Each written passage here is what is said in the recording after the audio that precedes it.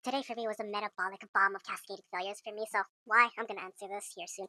I did not wake up early today and I slept around 12 a.m., waking up pretty late. I tried to wake up early this morning, but I failed, so no breakfast, unfortunately. And first period, we're reviewing Spanish irregular yaw verbs and how to conjugate them. I believe that since this is a short week, the teacher's probably filling in the extra time, and we might continue on with an official unit next week. Though the biggest verb that I did have trouble with was the verb conseguir.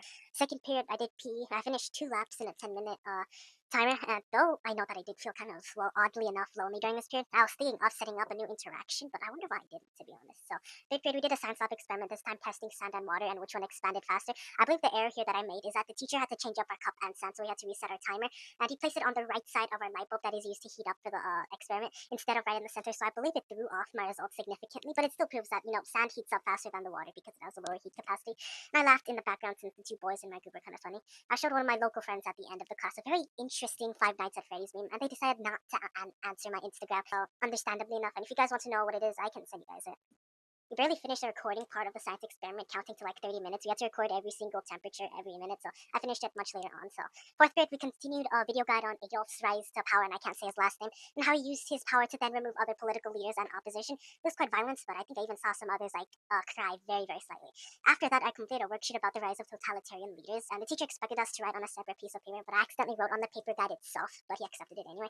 So, lunch period, bad choice of food again. Lunch line was long. I ended up eating Pop Tarts that were made of whole grains, but they're not any healthier. Just a pure sugar bomb since I ate nothing this morning. Conversation went well. I told you guys about that link crew leader application and why it's been slowed down.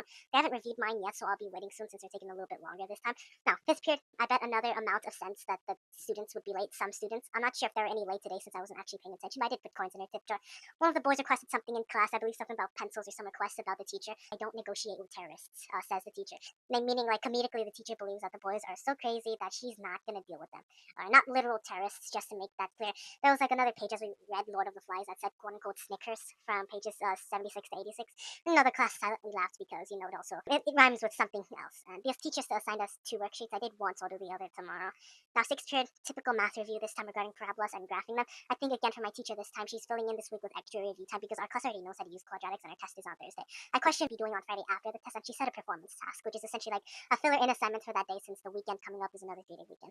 At dismissal, my mom took 10 minutes to pick me up, so I went to the library. I wanted to set up a new interaction, but I didn't really feel like I had the energy to do so. Again, I don't know why I'm not doing it, but I'll try again tomorrow. The problem is here is that I was hungry like a nomad, so anything I could grab my hands on, I would eat it rapidly. My mom went to a Best Buy and she tried to find a bike for her care home workers. Her care home workers going to the grocery store is easier for them. Best Buy did not serve any bikes she could buy, so the other store. So my mom ended up going to the next location down. It's another store. They didn't serve it either, just like the regular bikes. So the only problem here is that even though my mom after that decided to then go to buy beer at like a third store this time, I bought a bag of chips in that store that I went in the car. Big problem. I ate a lot of it and then I felt very lightheaded after. I didn't choose to go to Chick-fil-A, thankfully, because that has more terrible choices. Thankfully, I didn't pick that at all. My mom then went on a care home visit after she went to drop off her dog at her house. I believe now I hit on a double whammy. Before that, she went to go visit another outdoor store to see if they sold bikes, but they just ran out. Since I couldn't do homework probably at home, since we're making another direct visit to her care home, I devised a plan to do work while in the car and finish it up soon instead of going home doing it later. The chips were nearly half finished as I was feeling lightheaded. I really regret eating those chips now. My mom brought me to a local Burger King since we were feeling hungry, but my brain was already overwhelmed with the amount of salt intake. Double whammy here. They gave the wrong burger. I asked for a Whopper with zero sauce, but they ended up giving us a chicken sandwich. The tacos weren't tasting that quality, so I just gave it up completely. I ate one taco, then I gave the rest of the fries, gave the rest of the tacos, and then that chicken sandwich to my siblings. Well, second whammy here. The first one is the high salt intake of me eating up the chips. My mom then corrected and went to a different Burger King. I got what I really wanted, a Whopper burger with absolutely zero sauce, nothing on it, just pure meat and bread.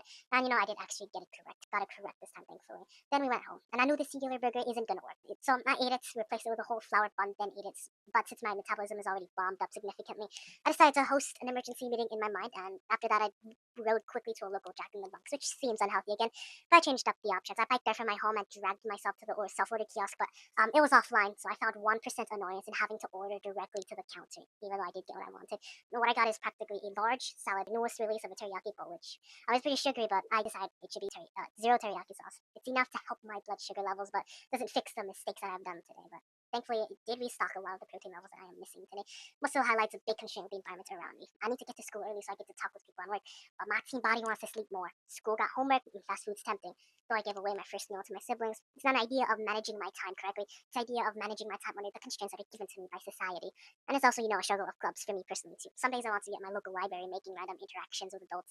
Other days I want to be in actual school clubs, though I haven't found a true match yet. I don't know which one to choose because it's kind of like a tug of war between my chosen paths to go. I think back from my fifth period teacher. She said the boys are social terrorists, not the literal terrorists to clarify that. But what if I am the one that's also putting terror in my own metabolism? Maybe I was right that not eating breakfast for me just leads to a complete cascade of problems later on without any sort of